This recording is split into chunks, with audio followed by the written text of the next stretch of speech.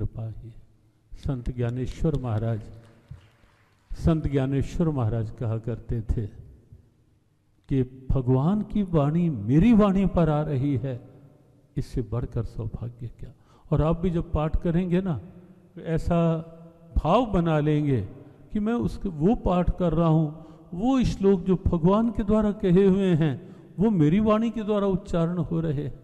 आपने प्रारंभ में देखा छोटी सी बच्ची बड़े शुद्ध उच्चारण के साथ अष्टादश श्लोक की गीता, और कितना कॉन्फिडेंस के साथ।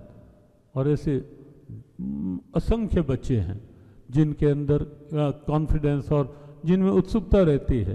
कल में पता नहीं था वो बच्ची बैठी है, जहाँ उतर के गए तो यहीं से ऐसे रोने लगे। क्या हो गया? किसने कहा आपने मेरे श्लोक क्यों नहीं सुने आज? तो हमने कहा चलो गलती हो गई, कल सुन लेंगे। वो छोटी सी बच्ची जो आप सबने देखा प्रारंभ में,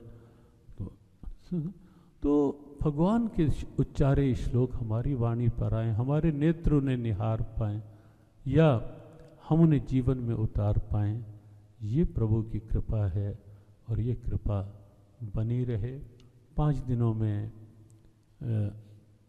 जो भी सूत्र या गीता के जो संकेत संदेश, हमें नहीं पता कि क्या क्या वाणी से निकला, कहाँ से निकला, क्योंकि कृपा उन्हीं की, संदेश उन्हीं का। बस ये कृपा बनी रहे, ऐसी प्रार्थना प्रभु चरणों में करते हुए। और भगवद गीता मेरे राष्ट्र का ये गौरव, मेरे भारत का ये स्वाभिमान और मेरे भारत की ये वास्तविक पहचान, भगवद गीता जो है ये वास्तव में बस एक ही अपेक्षा आप सबसे है इस 5 दिवसीय सत्संग की समापन पर। आओ मिलकर सहयोगी बने कुछ अच्छे जीवन के लिए, अच्छे वातावरण के लिए। अब कमाओ, बनाओ, खाओ, ठीक है सब, लेकिन कुछ समय अवश्य निकालो कि जब हम अपने जीवन को के उत्थान के लिए गीता के साथ जुड़ें, घर घर में गीता पाठ हो, ऐसा आप सब मन बनाएं। हो सके तो जीव गीता का प्रयास है हर अपार्टमेंट में गीता पाठ हो। उन भावों से भी आप जुड़ेंगे तो और अच्छा लगेगा। 5 दिन में जो रोज़ आते रहे उनके लिए शुभकामना, जो बीच बीच में आए उनके लिए शुभकामना, जो केवल आज आए उनके लिए भी शुभकामना। कुछ लोग ऐसे भी होते हैं जो सोचते तो हैं कि चलो आज का दिन निकल गया, कल ज़रूर जाएंगे, और कल तो कभी आती ही नहीं है। फिर अगला दिन आया, फिर सोच चलो आज तो थोड़ी ये व्यस्तता आ गई है, कल तो करेंगे, और बेचारे सोचते ही रह गए, लेकिन 5 दिन ही निकल गए, आ ही नहीं पाए। व्यासपीठ की उनके लिए भी शुभकामना कि कम से कम मन में विचार तो भाव तो बनाया कि हम भी जाएंगे सत्संग में, और नहीं आ पाए, भगवान की इच्छा व्यासपीठ की, उनके लिए भी शुभकामना।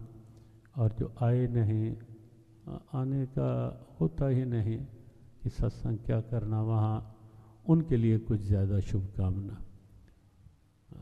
भगवान व्यासपीठ तो शुभकामनाओं के लिए है ना, इसलिए कि भगवान कृपा करें, सत्संग से कोई वंचित ना रहे, गीता की प्रेरणाओं से कोई वंचित ना रहे, कुसंग में किसी का पांव पड़े नहीं, और सत्संग से कोई वंचित ना रहे। प्रभु ऐसी कृपा सब पर बनाए रखें। विशेष बात ये रही, देखो हम एक बात कहते हैं कि सत्संग में कितने लोग आए, वो एक विचार, वो जिस पर कृपा होगी, लेकिन सत्संग कितने लोगों में आया और ये आपको देखना है। और व्यासपीठ की प्रसन्नता केवल संख्या से नहीं है। ठीक है, आप आए और ये अच्छा लगा कि अंतिम शब्द तक नित्य प्रति अब बिल्कुल शांत बैठ कर के श्रवण भी करते रहे, लेकिन ये प्रश्न समापन के क्षणों में छोड़ा जा रहा है कि सत्संग में कितने लोग आए वो एक विषय है, लेकिन सत्संग कितने लोगों में आ पाया ये हम सब ने आज विचार करना है। क्या मेरे जीवन में जो मैंने सुना 5 दिन, 4 दिन, 3 दिन, 2 दिन या एक ही दिन या एक ही घंटा, क्या उसका कोई विचार मेरे जीवन में आ रहा है? आएगा?